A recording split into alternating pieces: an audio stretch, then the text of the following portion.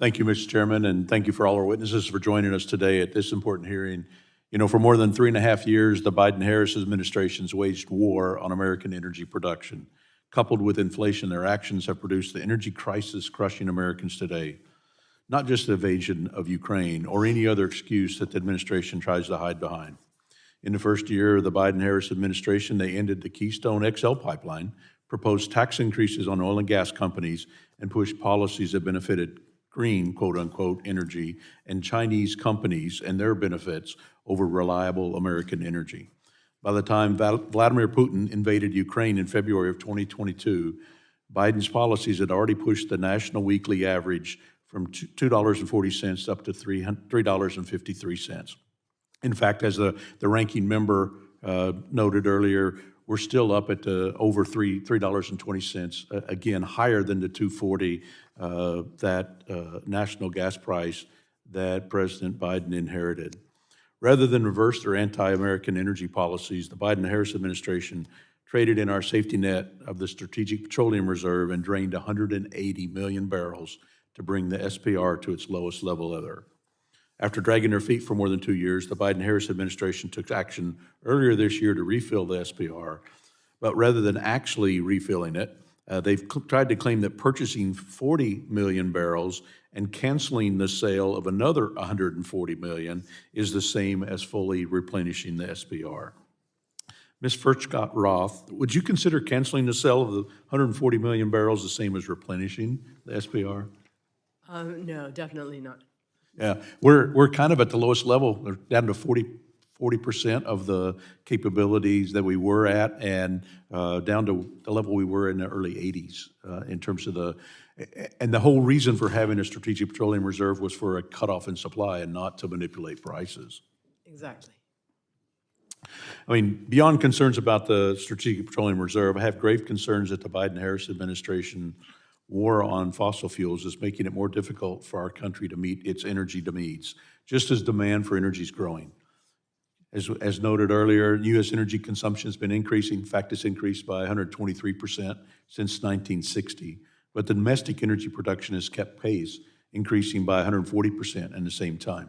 And since 2005 alone, U.S. energy production increased by 48%.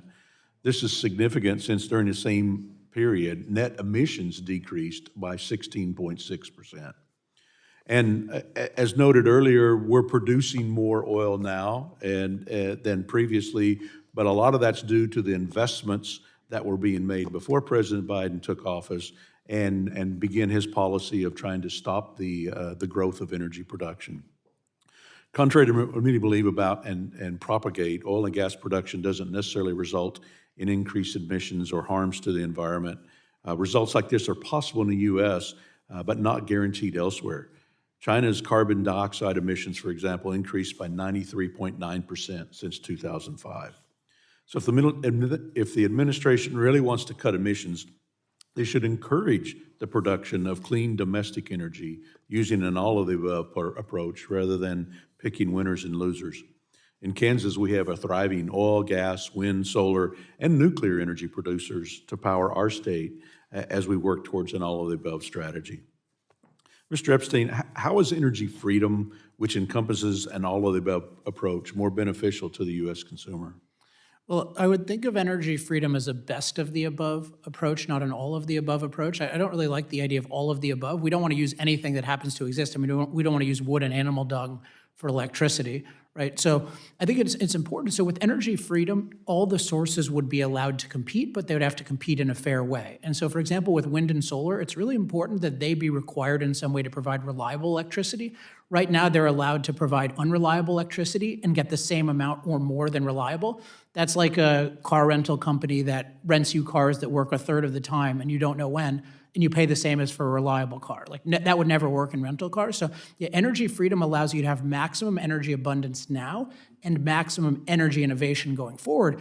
And I think both parties want energy innovation. You need to get the government out of the way with things like NEPA just ruining development of all kinds. You need to get the EPA to stop attacking things. You need to reform the Nuclear Regulatory Commission. Like if we want innovation, we need to focus on freedom, not on subsidizing things and robbing Americans. Yep. And as you noted before, that even having solar and wind, you also have to provide a base percentage to compensate when the time when they're not producing. Yeah, so you better make sure they're cost effective, so we need grid reform so that people are actually incentivized to provide reliable electricity. Oh, great, and I appreciate y'all being here. We're talking about, it's so important to be able to talk about energy because that drives the economy, it drives our civilized life that we live today. So thank you all for today, and I'll yield back, Mr. Chairman.